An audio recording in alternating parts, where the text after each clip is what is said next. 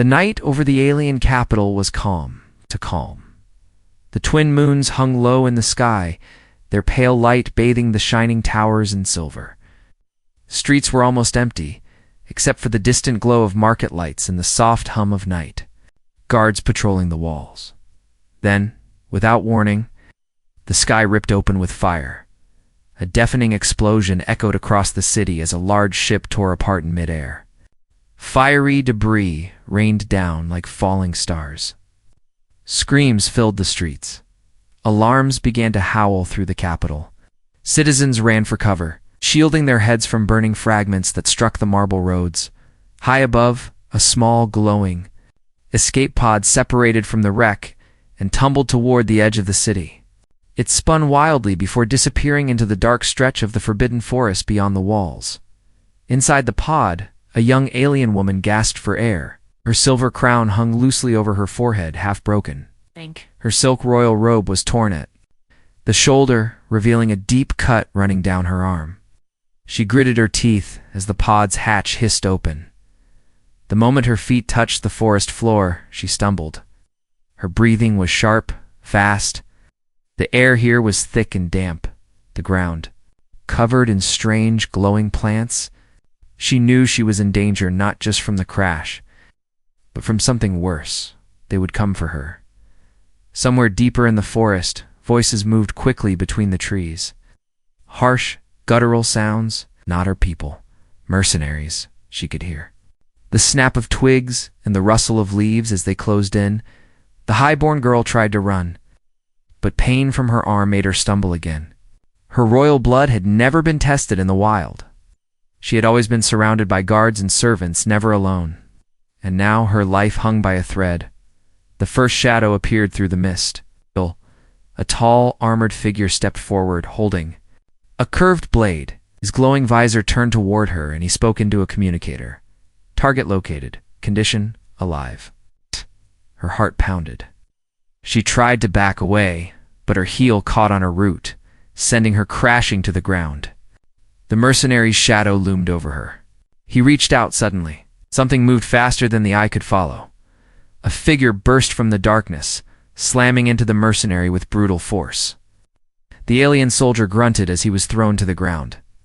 The attacker man-grabbed him by the helmet and smashed his head into a rock. The visor cracked with a sharp snap. The princess's eyes widened. She had never seen a human before, not this close. His face was smeared with dirt, his clothes torn and patched with different fabrics. His muscles tensed as he fought, moving. With deadly precision, another mercenary lunged at him from behind. The human spun, catching the attacker's arm and twisting it until a bone snapped. The mercenary collapsed, screaming. The girl's breath caught in her throat. This was no ordinary fighter. Then, without warning, the human turned to her. His hand shot out, grabbing her injured arm. She gasped, her entire body freezing in shock. No one, not even her personal guards, was allowed to touch her without permission. To her, it was more than just a violation. It was an insult to her rank. "How dare you?" she started, but he pulled her toward the shadows before she could finish. "Move," he growled, his voice low and urgent. "Unless you want to die here." His grip was firm but not cruel. And in that brief moment, she felt something strange. The bleeding from her arm had slowed, almost as if his touch had steadied her.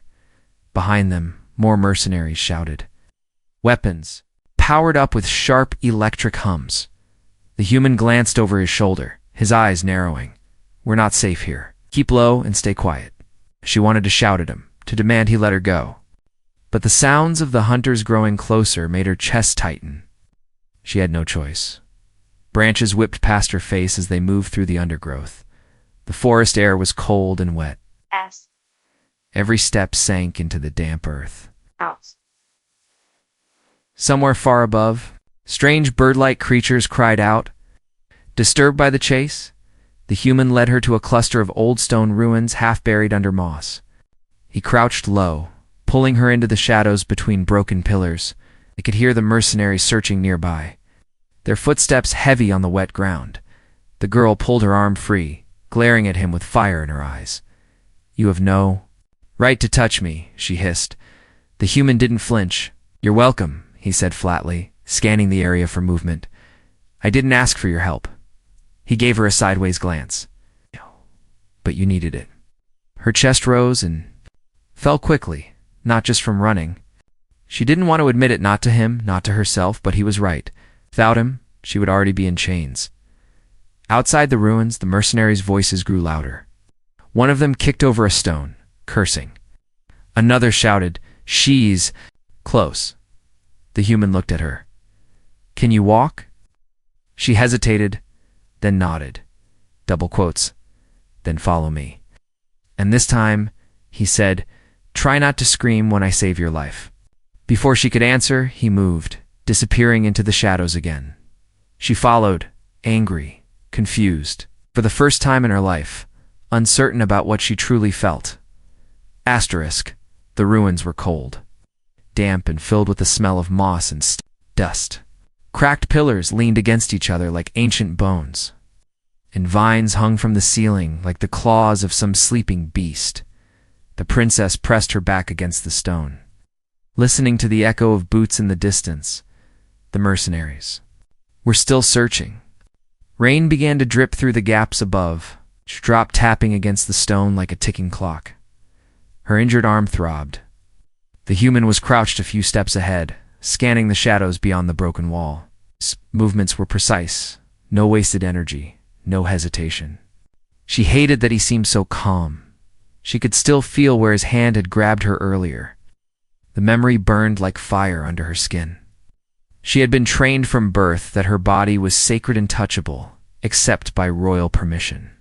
Even the slightest contact from an outsider was a deep insult. And yet, he had not hesitated for a second. Her voice was a whisper, sharp as a blade. "You dared to touch me." The human didn't turn to look at her. "If I hadn't, you'd be dead right now." "That is not the point," she snapped, her words trembling with both anger and though she refused to admit it something. "Else you could have spoken. You could have warned me." "Spoken?" His voice was low, mocking. "Oh." While an armed mercenary was swinging a blade at you, her jaw tightened.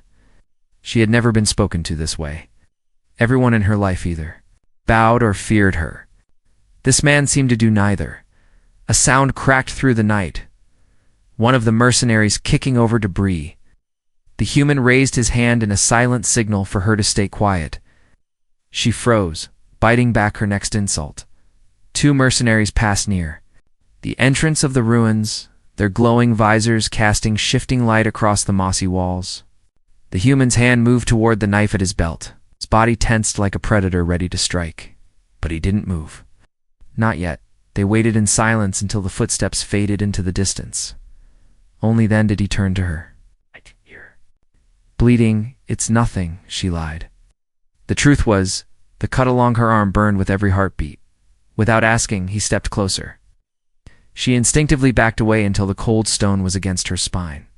His shadow loomed over her. In the dim light, "Don't," she started, but he caught her wrist again, pulling her arm forward so he could see the wound. His touch was firm, steady. Her heart pounded, not just from fear.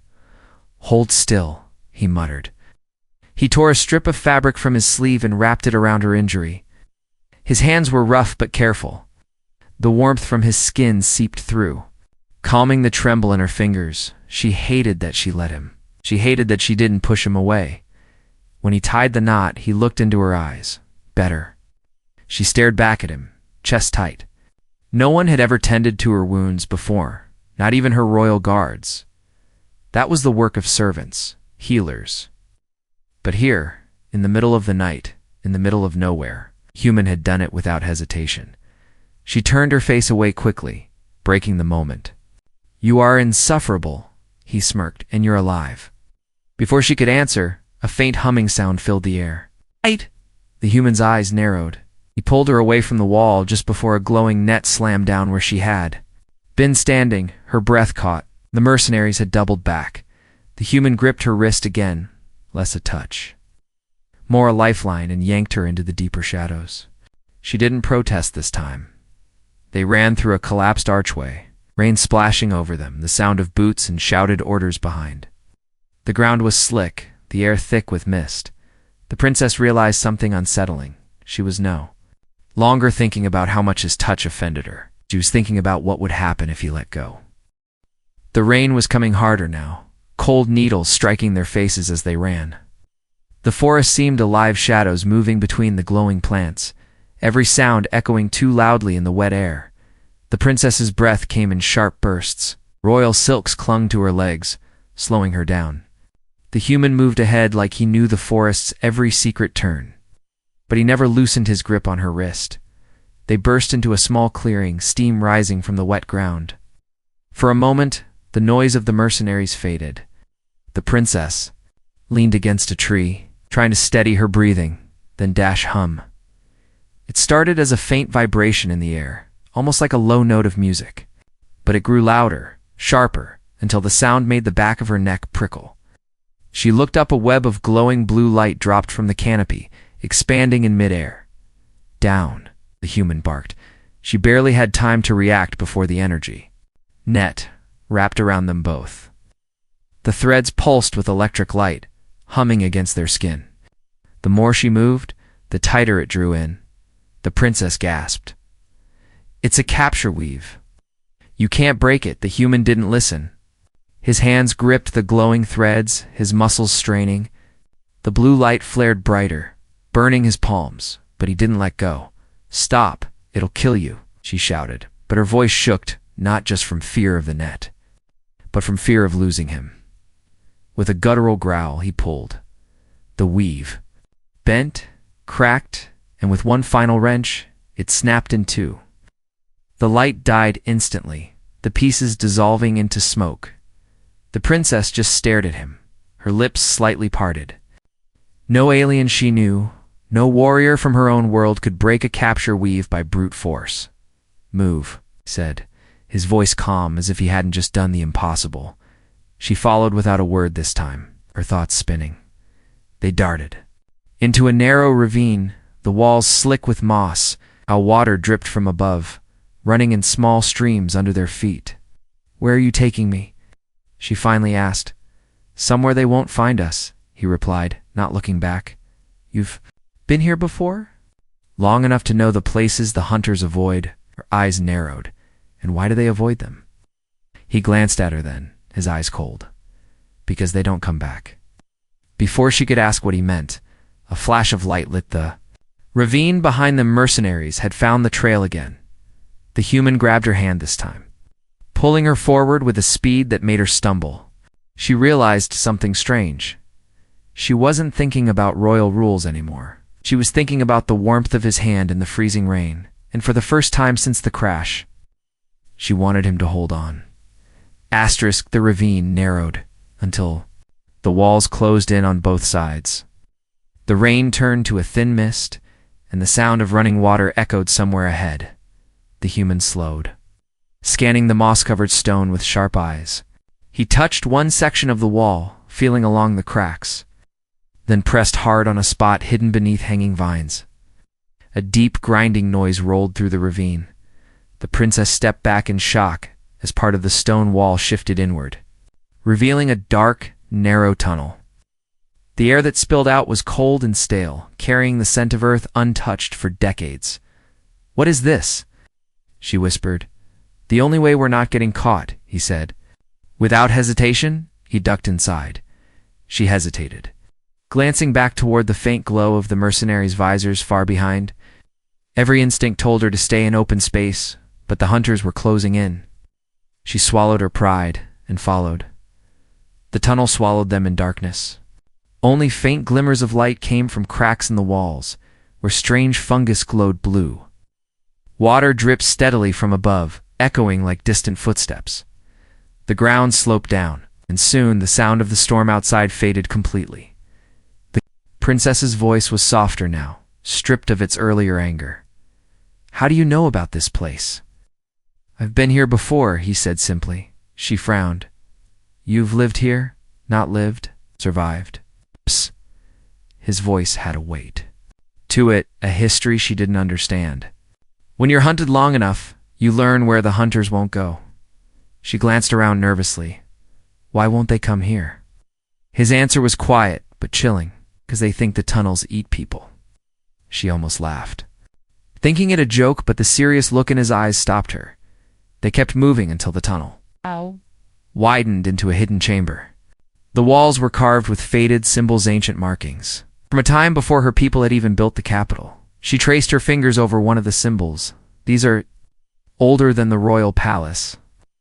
The human dropped his pack to the ground, kneeling to check his weapons. Yeah, which means your palace was never the first thing that ruled here. Her eyes lingered on him as he worked. His hands were steady, sure, the hands of someone who had built his own survival from nothing. She realized she was watching him too long and quickly turned away. The silence between them was heavy until a distant click echoed from deeper in the tunnels. The human's head snapped up. We're not alone. Before she could react, he was on his feet, moving in front of her, his body shielding hers. Her heart skipped. A highborn princess, protected not by her royal guards, but by a man her people saw as lesser. And yet, in that moment, she felt safer than she ever had. They emerged from the hidden tunnel hours later, stepping out into a world still drowning under the storm. Rain poured in silver sheets, drumming against the broken stones around them. The sky was almost black, lit only by the occasional flash of lightning. The princess's silk robe was already soaked through. It clung to her skin, heavy and cold, pulling at her shoulders. She wrapped her arms around herself, shivering, but her pride kept her from asking for warmth. The human led her toward the broken skeleton of an old watchtower. Its roof half collapsed, but still standing against the wind. The stone walls were cracked, the floor littered with fallen beams and moss, but it was shelter. He set down his pack and began pulling out small, dry sticks wrapped in cloth. She watched in silence, unsure what he was doing, until a spark flared in the dark. A moment later, a tiny fire was crackling between them, its orange glow pushing back the shadows. Steam began to rise from his wet clothes as he held his hands over the heat. The princess hesitated, then moved closer. The warmth touched her skin instantly, seeping into her bones. Her shoulders loosened without her realizing. You'll freeze. If you stay in those wet clothes, the human said without looking at her. Her eyes narrowed. Are you suggesting I'm saying you should dry yourself before hypothermia kills you? His tone was flat, matter of fact, like a soldier giving orders. She bit her lip, then turned slightly away from him, holding her hands over the fire. The warmth made her shiver harder at first, but then her breathing steadied. Without a word, he shrugged off his heavy coat and placed it around her shoulders. Well, she stiffened at first, but the weight and heat of it wrapped around her like a shield. She glanced at him. His hair was plastered to his forehead, droplets sliding down his jaw. His eyes were focused on the fire. But she noticed the redness in his palms, the burn marks from breaking the energy net earlier. You're injured, she said quietly. He shrugged. I've had worse. The words were simple, but the way he said them made something in her chest tighten. For the first time since meeting him, she lowered her guard just a little. Back there? When you grabbed me? She paused, unsure if she should say more. He looked up, meeting her gaze. I wasn't trying to insult you. I know, she admitted, almost whispering. The fire popped softly, filling the silence. Rain drummed against the stone above, but in that small space, surrounded by the glow, she felt something strange safe. Her pride told her to return the coat. Her body told her to keep it. She kept it. Asterisk by dawn, the storm had passed, leaving the air heavy with the scent of wet earth and broken leaves. The human and the princess walked in silence, their footsteps squelching in the muddy ground. The spires of the alien capital slowly rose on the horizon, glistening under the pale morning light. But with that sight came a change in the princess's posture. Her back straightened, her chin lifted. Her voice, when she finally spoke, was colder. You will not speak unless I allow it, she said quietly. The human smirked without looking at her. So we're back to that? She didn't answer. By the time they reached the city gates, the guards had already spotted them. A shout rang out, and the heavy gates creaked open. Dozens of armored soldiers rushed forward, weapons raised. Step. Away from Her Highness? Away barked, aiming his spear at the human. The human stopped, but didn't release her wrist until she pulled it free herself. The guards surrounded him instantly, hands gripping their weapons tighter. Identify yourself. Outsider, the captain demanded. He is no one of the younger guards spat. A scavenger. Probably the one who caused the attack. The princess opened her mouth ready to correct them, to put the human in his place, but the memory of the night stopped her. The moment he'd torn the net apart. The way he'd shielded her in the tunnels. The coat still hanging on her shoulders. He saved me, she said firmly. Every soldier froze. Even the human looked at her in surprise. You heard me, she continued, her voice strong. No one here reached me first. No one here faced the hunters. He did. Without him, you'd be recovering my body, not escorting me home. The guards exchanged uncertain glances. The captain lowered his weapon slightly, but still frowned. By law, no outsider may this one stays, she interrupted. That is my order. Gasps rippled through the soldiers. No highborn had ever publicly defended a human before, especially not in front of the palace gates. The captain bowed reluctantly. As you wish, Your Highness. The human's lips twitched in something almost like amusement. Yes, I'm staying then. As they walked through the gates together, she kept her gaze forward, hiding the faint warmth in her expression. She told herself it was only gratitude, but deep inside, she knew it was something more dangerous. The palace was quieter than she remembered. Its polished marble floors reflected the soft light of the twin moons drifting through the high windows. Servants moved silently through the halls, heads bowed, careful not to meet her gaze. The princess sat alone in her chamber, wrapped in layers of silk, her crown restored and polished. Everything was exactly as it had been before the crash, yet something felt wrong. Her eyes drifted to the heavy coat folded neatly on a nearby chair. The human's coat? The one that had kept her warm through the cold night? Still carrying the faint scent of rain and smoke, she reached out and touched it. Memories returned in sharp fragments the moment his hand caught her wrist in the forest. The way he had stood between her and danger, the warmth of the firelight dancing across his face. And his eyes, steady, unshaken, even when the world around them was falling apart. A knock came at the door. A palisade entered and bowed. Your Highness. The human is being held in the outer barracks until the High Council decides his fate. Her heart tightened. His fate? They claim he violated royal protocol by touching you without permission, the aide explained, avoiding her gaze. And by stepping foot inside the city without clearance? The princess's fingers clenched around the coat. She could still feel the phantom pressure of his hand pulling her to safety. That grip had been the only thing between her and death, yet now it was being called a crime when the aide left. Ow. She stood by the window, staring out at the distant barracks. For the first time in her life, she wished the walls of the palace were not so high. She whispered to herself, "You saved me." Her reflection in the window showed the same crown, the same royal silks, but the girl inside was no longer the same. She had been raised to believe humans were beneath her yet. One had risked his life without hesitation. The anger she had felt at his touch seemed foolish now. That touch had not been an insult. It had been a lifeline. Her lips curved into a faint smile, though her chest ached. She knew what she had to do. The High Council would expect her to condemn him. Instead, she would stand before them, coat in hand, and say the words that could change both of their lives forever. He is under my protection.